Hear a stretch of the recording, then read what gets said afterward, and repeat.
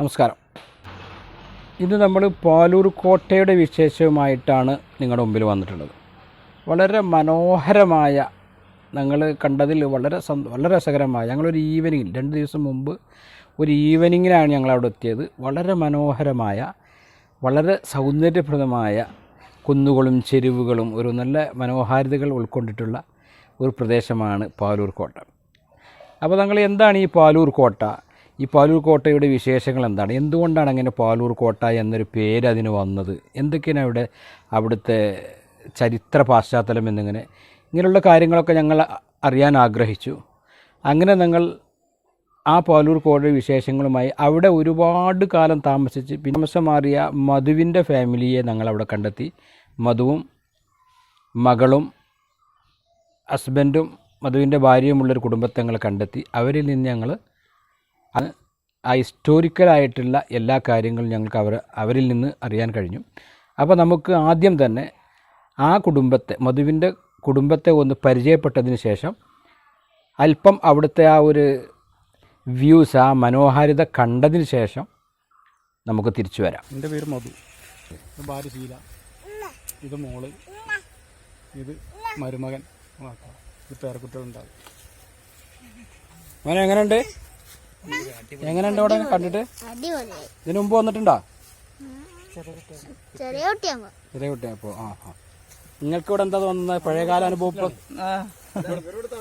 ഞാൻ ഇവിടെ താമസിച്ചാണ് 2 വർഷം. 2.5 കൊല്ലം ഇവിടെ താമസിച്ചിട്ടില്ല. ഞങ്ങളെ തറവാട് കുറച്ച് അപ്പുറത്തുണ്ട്. താമസിക്കാൻ നല്ല സുഖമാണ് ഇവിടെ, നല്ല കാലാവസ്ഥയും. ഇങ്ങനെ പൊന്തിയും കാടൊന്നും ഉണ്ടായിരുന്നില്ല ഞങ്ങൾ താമസിക്കുന്ന സമയത്ത്. അന്നൊക്കെ നല്ല ക്ലിയർ ആയിരുന്നു.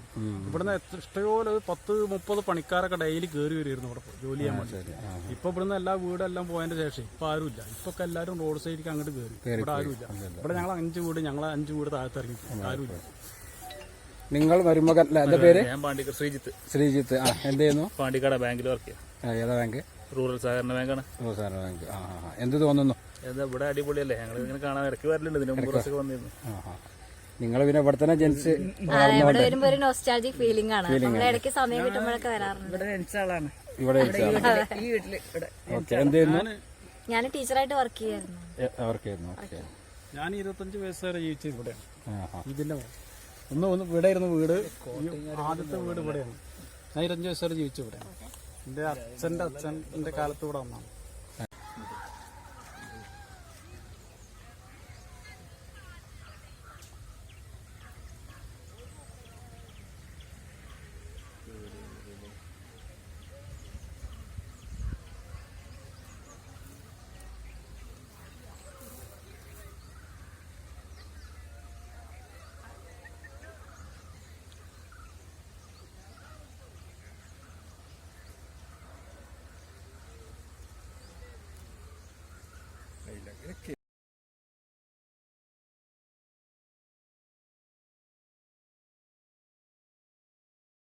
അവിടെ ആൾക്കാരതാ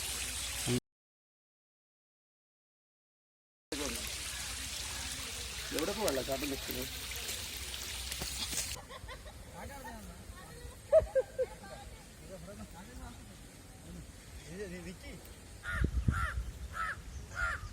ഇവിടത്തെ അവിടെ നിൽക്കേ.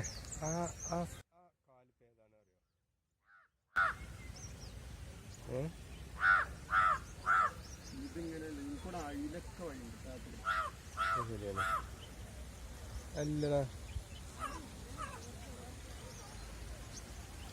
അതന്നെ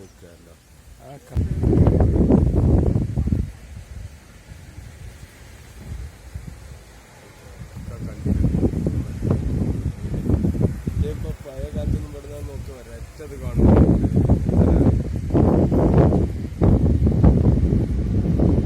ഇനി നമുക്ക് പാലൂർ കോട്ടയുടെ തന്നെ ചരിത്ര പാശ്ചാത്തലം എന്തൊക്കെയാണ് എന്ന് നമുക്ക് പരിശോധിച്ച് നോക്കാം. ഈ പാലൂർ കോട്ടയുടെ മുകളിൽ ഇരുന്ന് കഴിഞ്ഞാൽ പല പ്രദേശങ്ങളിലേക്കും കാണാവുന്ന അത്രമാത്രം ഹൈറ്റിലാണ്, ഉയരത്തിലാണ് അത് നിൽക്കുന്നത് എന്നൊക്കെയാണ് പറയുന്നത്.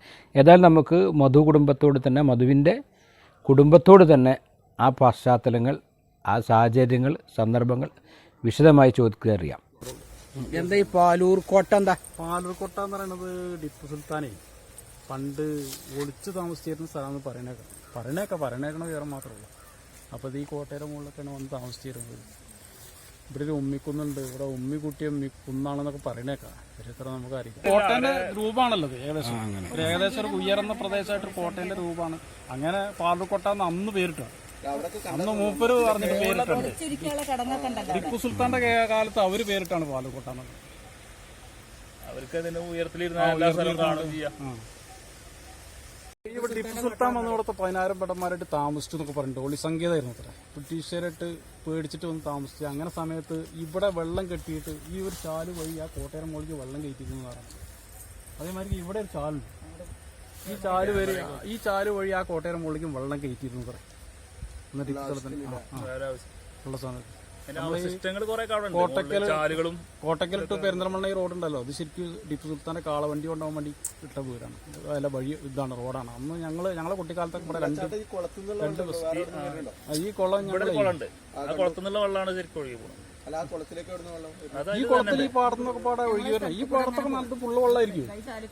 ഈ തെങ്ങിന്റെ ആ മരട് മാത്രമേ കാണുള്ളൂ, അതിൽ ഫുള്ള് വെള്ളമായിരിക്കും. ഉറവുള്ള കുളം തന്നെയാണ്, അത് വറ്റാറൊന്നുമില്ല.